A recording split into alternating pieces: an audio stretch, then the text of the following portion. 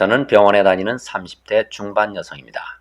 그런데 함께 일하는 직원이 저를 자신의 울타리에 집어넣어 통제하려 듭니다. 사무실에서 함께 들은 얘기나 안 해도 되는 얘기도 다시 한번 저한테 얘기합니다. 모든 불만도 저한테 털어놓아 저는 감정 쓰레기통이 되어버렸습니다. 그런 말은 듣기 싫다고 말해도 소용없습니다. 그 직원 때문에 잠도 잘 안 오고 입맛도 없어 너무 힘이 듭니다. 네, 여러분 안녕하십니까, 김성환입니다. 이 직원은 왜 자꾸만 나한테 자신의 생각을 강요하는 것일까요? 이 직원은 어릴 때 자신의 존재를 인정받고 자라지 못했습니다. 자신의 생각대로 해본 적이 없습니다. 그래서 자꾸만 내 앞에 나타나서 자신의 생각대로 해달라고, 내 존재 좀 인정해달라고 강요하는 것이죠. 이 직원의 무의식 속에는 인정받고 싶어하는 어린아이, 사랑받고 싶어하는 어린아이가 옥눌려 있습니다. 그렇다면 이 직원이 왜 내 눈앞에 나타났을까요? 내 무의식 속에도 인정받고 싶어하는 어린아이, 사랑받고 싶어하는 어린아이가 옥눌려 있어서 그 옥눌려 있는 인격체인 어린아이가 서로 공명해서 서로가 만난 것입니다. 그래서 이 여성은 거울 앞에서 자신의 무의식 속에 옥눌려 있는, 그리고 이 직원의 무의식 속에 옥눌려 있는 어린아이의 존재를 인정해 주었습니다. 거울 앞에서 엄마, 저도 사랑받고 싶어요. 저도 인정받고 싶어요. 버림받는 게 너무 무서워요. 라고 꾸준히 말해보았습니다. 조금씩 마음이 편해지는 것 같더니 이제는 그 직원을 웃으며 볼 수 있고 인사도 하게 됐고 굉장히 편안해졌습니다. 상대가 제 거울이었음을 체험으로 알게 됐습니다. 이 여성은 거울 명상을 통해서 자신의 무의식 속에 옥눌려 있는 사랑받고 싶어하는 어린아이, 인정받고 싶어하는 어린아이의 존재를 인정해주고 치유했는데요. 그런 과정에서 자신의 무의식 속에는 더 큰 괴물이 옥눌려 있다는 사실을 발견했습니다. 제 안엔 어릴 때부터 괴물 같은 시기와 질투, 집착이 들어있습니다. 하지만 마주하기가 겁이 났어요. 제가 이길 수 없다고 생각해 외면해 왔습니다. 오늘은 퇴근하자마자 거울 앞에 앉았습니다. 나는 시기, 질투, 집착하고 싶어. 나만 다 갖고 싶어. 나만 다 알고 싶어. 라고 계속 내뱉었습니다. 끝장을 보기로 마음먹고 계속 외쳤더니 마침내 괴물이 나타나 소리쳤습니다. 내가 악이야? 왜 나를 무시해? 왜 나를 외면해?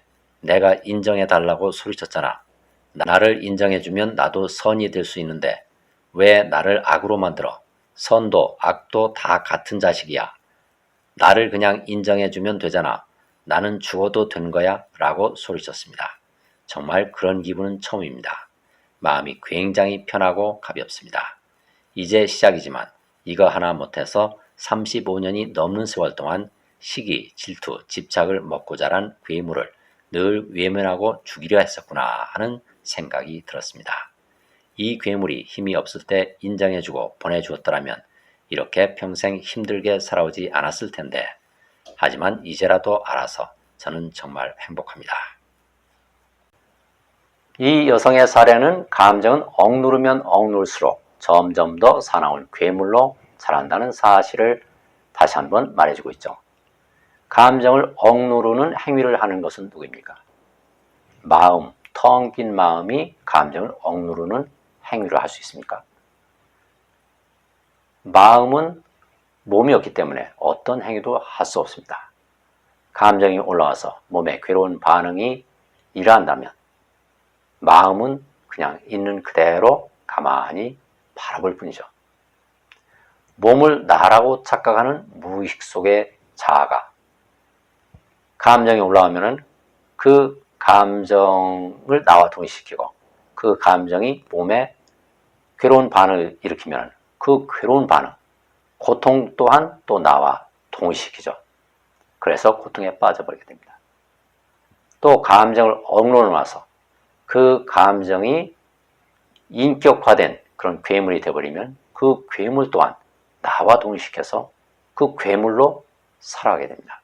그래서 인생살이가 고통입니다. 우리는 여기서 다시 한번 살펴볼 필요가 있습니다.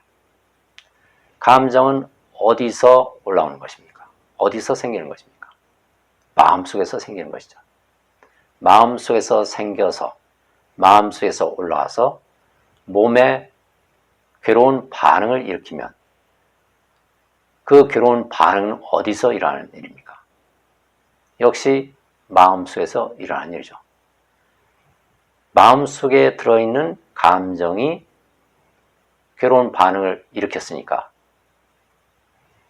그 괴로운 반응도 역시 마음속에서 일어나는 일입니다.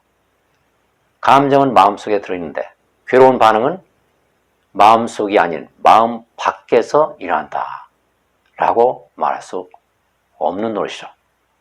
그렇다면 몸은 어디에 들어있습니까? 감정이 몸에 반응을 일으킨다면 몸은 어디에 들어있습니까? 몸도 또한 마음속에 들어있습니다.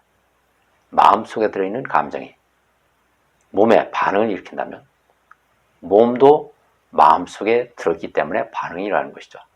몸이 마음 밖에 있다면 마음속에 있는 감정이 마음 밖에 있는 몸에 반응을 일으킬 수는 없는 것이죠. 그러니까 감정도 마음속에서 생기는 것이고 고통도 몸의 반응도 마음속에서 생기는 것이고 몸도 마음속에 들어있는 것이구나 하는 사실을 다시 한번 알 수 있습니다. 그런데 몸을 나와 동시시키게 되면 감정도 나와 동시시키고 몸에서 일어나는 고통도 나와 동시시키고 이렇게 돼버리죠. 그래서 고통스러운 것입니다. 하지만 몸이 나가 아니라 마음이 나구나. 모든 움직임은 내 마음속에서 일어나는 것이구나. 감정이 내 마음속에서 올라와서 내 마음속에 들어있는 몸에 반응을 일으켜서 고통을 일으킨다면 그 고통도 역시 내 마음속에서 일어나는 것이구나. 몸에서 일어나는 모든 느낌, 감정이 일으키는 고통스러운 느낌, 이 모든 느낌도 다 내 마음속에서 일어나는 것이구나 하는 사실을 이해할 때 그 일어나는 모든 느낌을 있는 그대로 바라보게 되죠. 왜냐하면 있는 그대로 바라보는 그 존재는 누구입니까? 바로 텅 빈 마음, 몸이 없는 텅 빈 마음, 관찰자죠. 관찰자는 몸이 없기 때문에 있는 그대로 바라볼 뿐입니다. 몸에서 어떤 느낌이라면 몸에서 감정이 올라와서 몸에 괴로운 반응을 일으켜서 어떤 느낌이란다면 그 느낌을 있는 그대로 바라보고 인정해 줄 따름입니다. 어떤 행위도 하지 않습니다.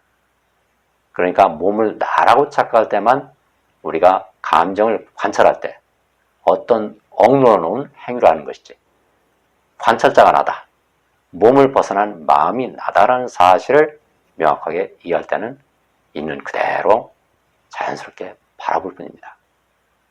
오늘 말씀은 여기까지 드리겠습니다. 감사합니다. 사연을 보내주실 곳은 swkim1217@naver.com이고요. 보내주시는 분들의 나이나 가족관계, 국적 등은 적당히 변화시켜서 신원이 드러나지 않도록 하고 있음을 알려드립니다.